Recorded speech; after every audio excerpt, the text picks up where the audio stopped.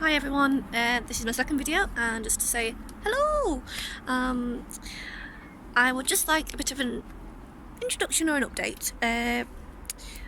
BBC this week have been covering the menopause in Britain, and they've been showcasing different women, different problems, idiopathic reasoning, so to speak.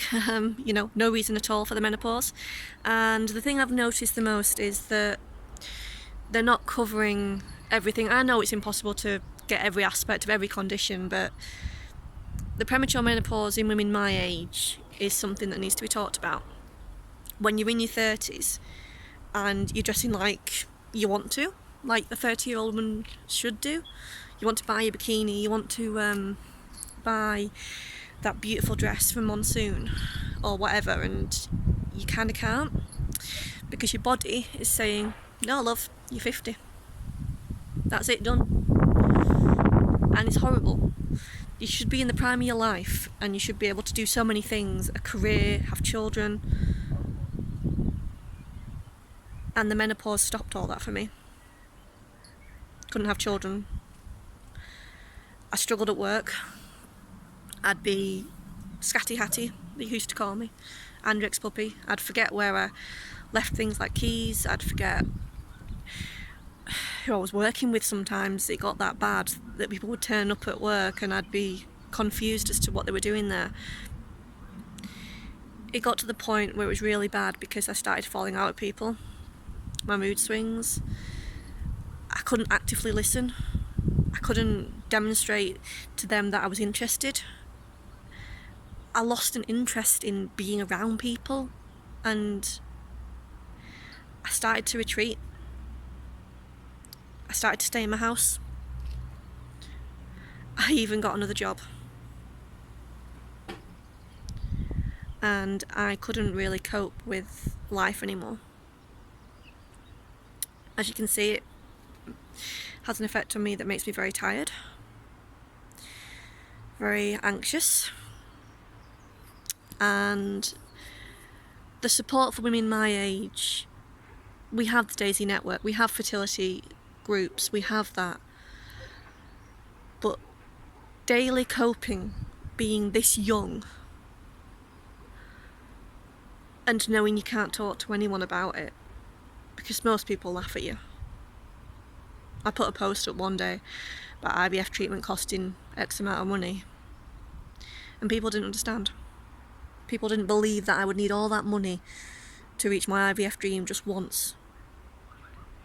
But the appointments cost, the medication costs, the aftercare, the pre-care, the pre-counselling, every clinician's time you pay for, and then you pay for the procedure. The menopause for a long time defined who I was as a woman because I didn't feel like one. And it was horrid. And then I met my husband and things settled down, but the HRT I take, although it irons out a lot of the problems, it doesn't always cure the symptoms. I still get flushes, I still get panic attacks, I still have that feeling of isolation, and I can't get over that. I'm going to be on this medication till I'm in my 50s at least, and it might give me a regular cycle, an injection of hormones, but I never feel like a real woman. I feel like my womanhood was stolen, snatched from me before I'd even begun. Before I was even sexually active, my body started to change.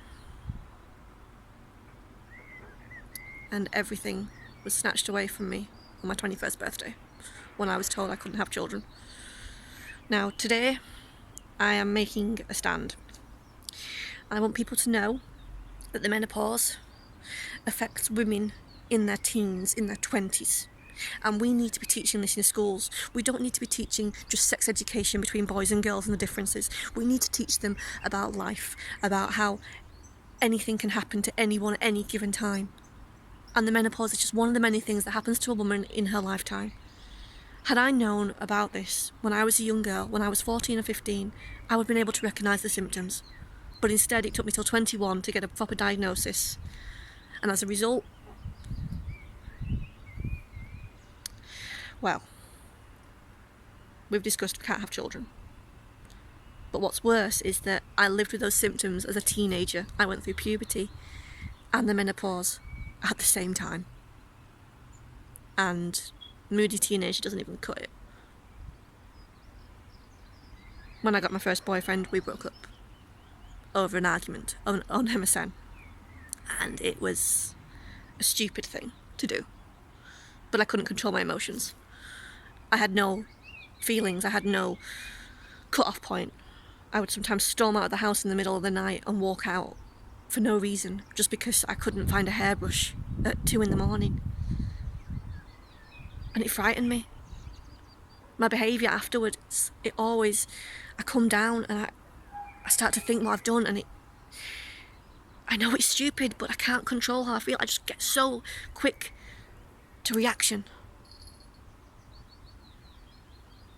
But the medication helps. It reduces the amount of reaction, but it's still there. And that's what the menopause has done to me. My menopause, it's not my mother's, it's not my sister's, it's mine. And it's unique to me.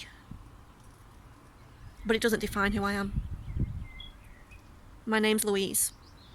I went through the menopause at 21. But it will not dictate how I live the rest of my life.